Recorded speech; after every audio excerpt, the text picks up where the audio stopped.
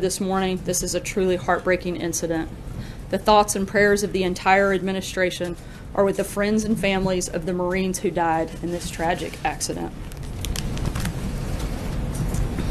Yesterday, the Centers for Medicare and Medicaid Services released a report showing that half of the insurers who initially offered plans on the Obamacare exchanges have already fled the markets. I know that similar reports and announcements like these are coming out literally every day.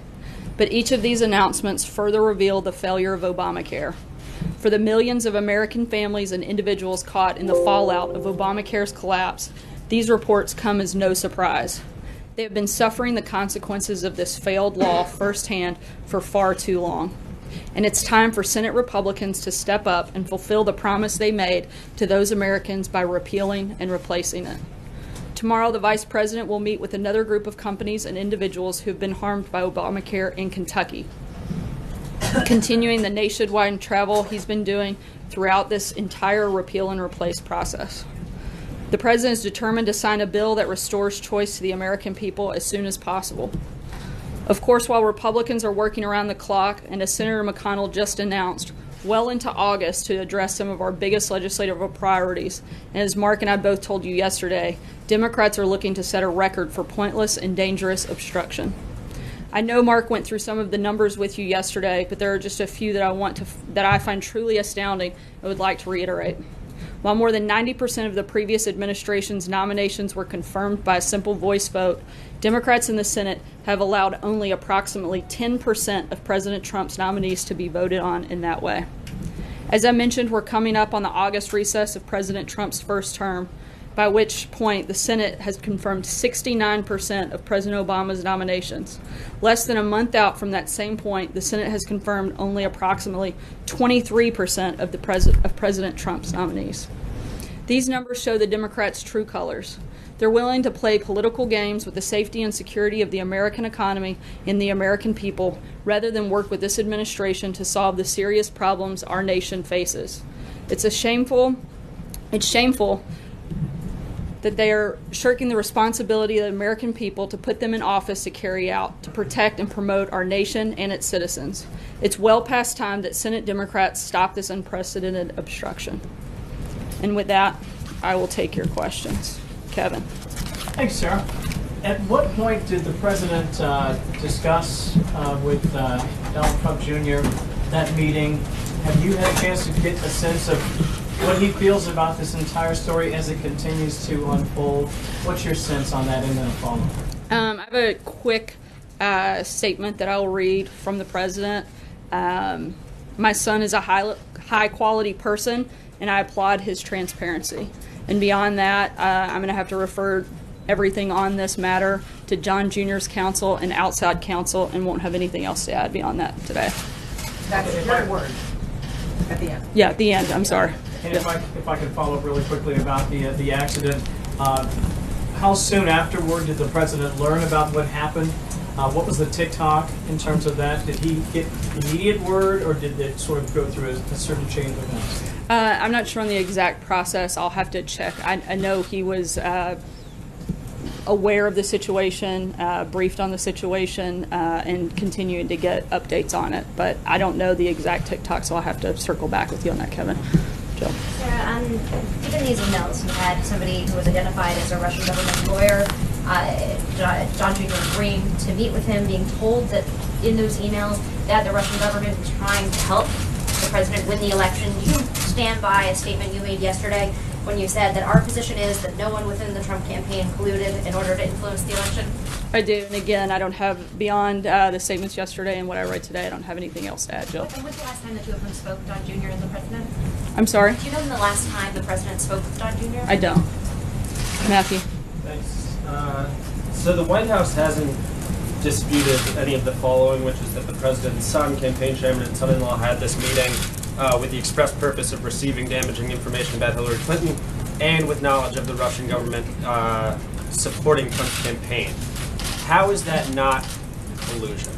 Once again, I know you guys are going to get tired of it today, and not to sound like a broken record, but on all questions related to this matter, I would refer you to Don Jr.'s counsel and the outside But counsel. you're not disputing any of the facts. I'm not. I'm simply referring you to people that can answer that question, Matthew.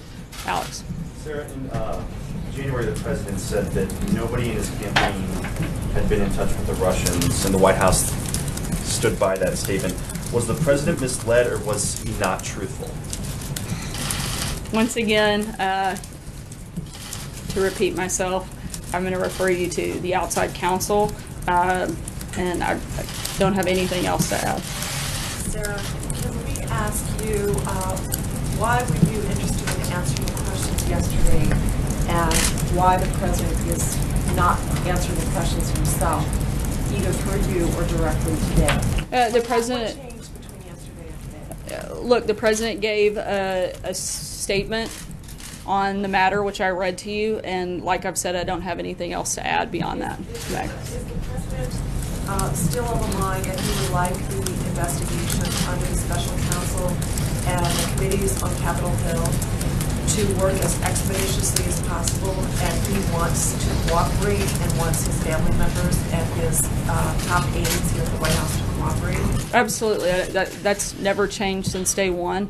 We'd love to get this matter closed and focus on the big priorities of the American people. Sarah, let me just follow on. So by not answering questions directly himself or through you, is that in his mind expediting the investigation, or is it blocking the investigation? I'm not going to get into the back and forth on that, Maggie. Sarah, when the White House says there was no collusion, what does the White House mean? What is the definition of collusion? Again, I've said all that we're going to say on that matter, and anything further, you guys are going to have to reach out to outside counsel. April. Sarah, the words collusion have been used.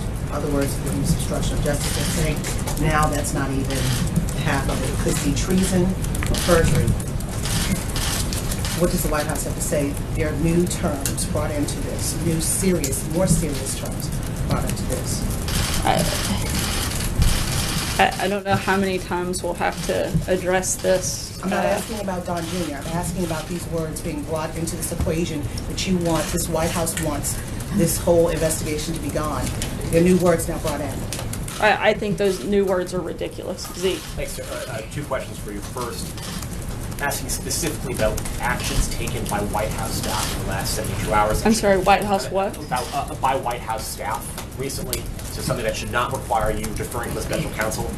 Can you talk about who inside the White House has been involved in your response on this? Has the president been kept in the loop, and chief of staff, others in the administration? Are you looking into potential communications by others on the White House staff in regards to this matter or similar matters? All of the appropriate parties have been part of that conversation and part of that discussion. Right, sorry, and the second question, Jared Kushner has apparently forwarded this same email. Is he still? Is his security clearance still valid right now? As always, we've never discussed the security clearance of And any sorry, sort. just one more. Yesterday, you said you checked back to us on the status of how the president views the U.S.-Russia relationship. So you may update us. Is Russia a friend or foe? Again, I haven't had a chance to have that direct conversation. I've been a little preoccupied with other things, Major. But I will certainly check on that, Z. Policy question on Afghanistan, and then something about the statement you just read. So, has the president,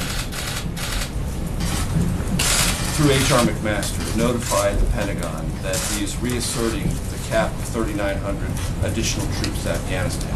Initially, it was reported that he had given the Pentagon General Mattis authority to increase the troop numbers in accordance with the strategy.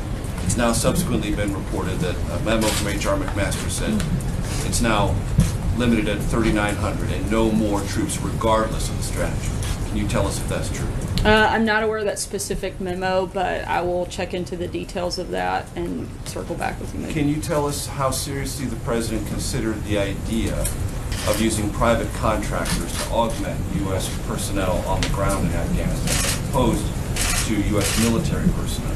I know that we feel it's important to get input from all perspectives, and all of the right people were part of that process throughout in any conversation. Look, we've used contractors extensively over the last 16 years. Currently, there are tens of thousands of contractors that are bravely serving alongside a lot of the U.S. military and coalition forces, and we're finalizing the review fully of the Afghanistan policy, and it only makes sense to consult those leaders in the field as well, and that's simply just part of the review process. Say the right people, does that include Eric Prince? I'm sorry, I meant from our inside internally. All of the right people would be part of that process in terms of national security Can you team. confirm if Eric Prince was part of the conversations about the contract? I can't, As he but has been? I cannot at this time, but I'll check and let All you right, not on know. the president's statement, because you can talk about that, I would assume, since you read it to us.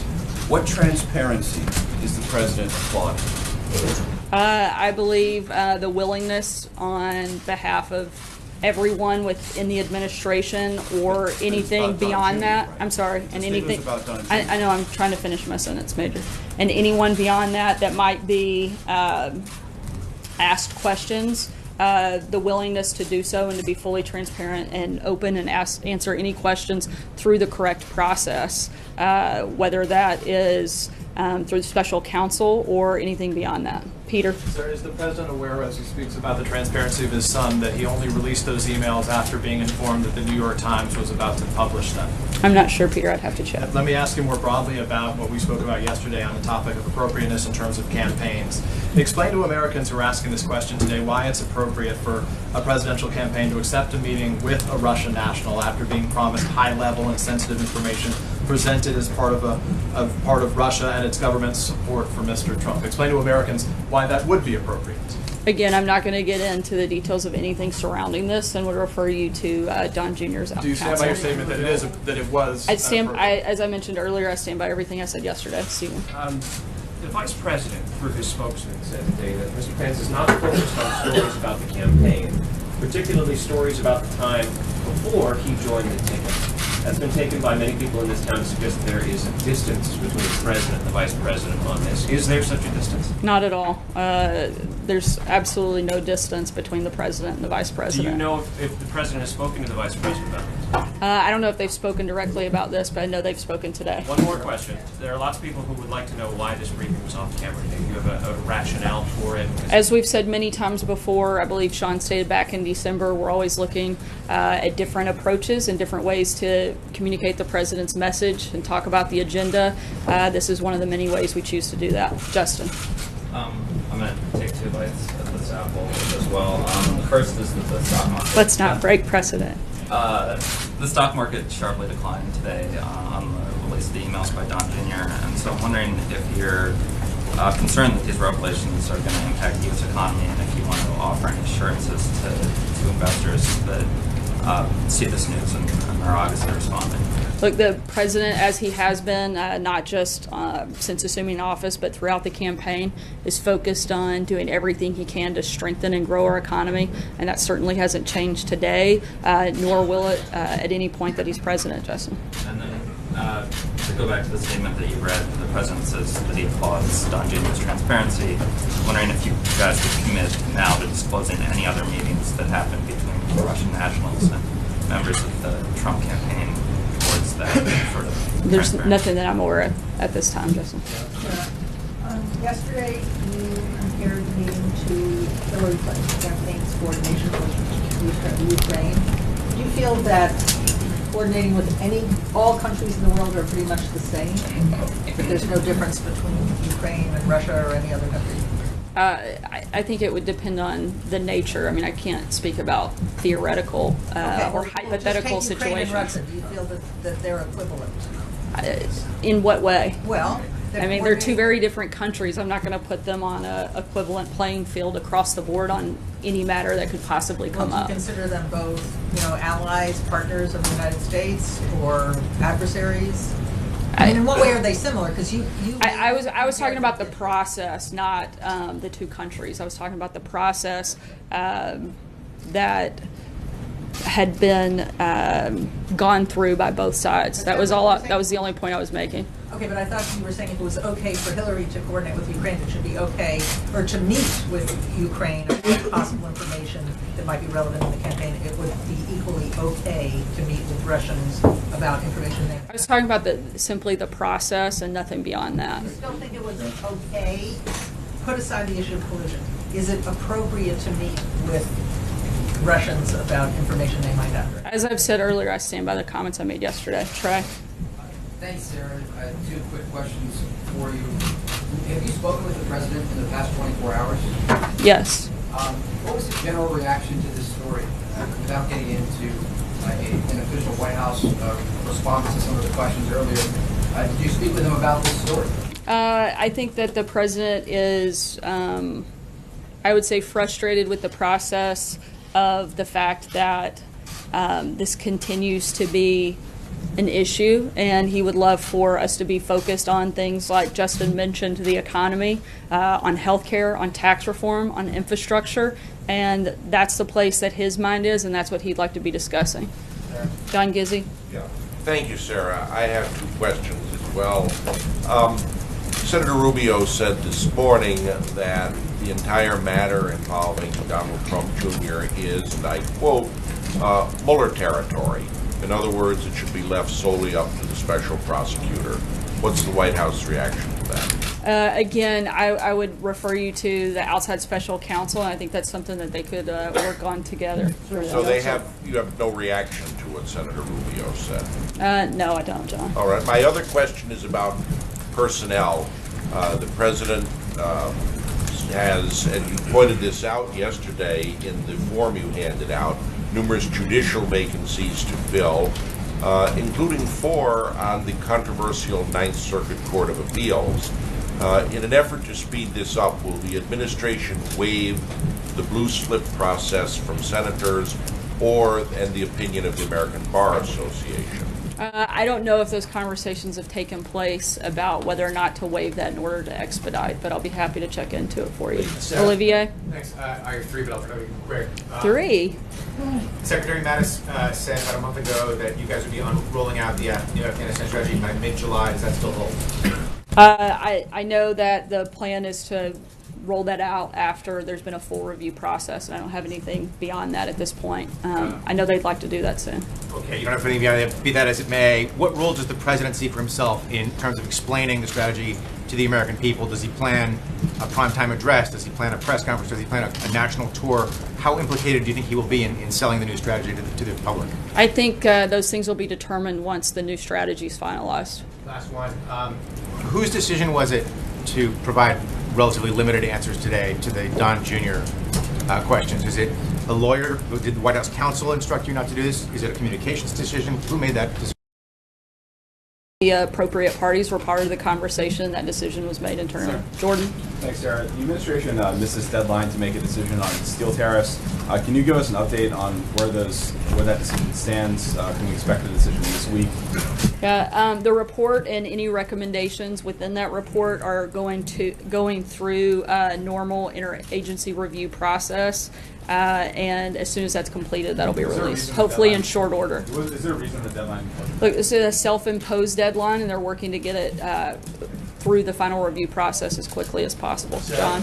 Thanks a lot, Sarah. In the conversation that you had with the president, did he give an indication to you that these stories that we see come out day after day in the New York Times specifically are in any way self-inflicted?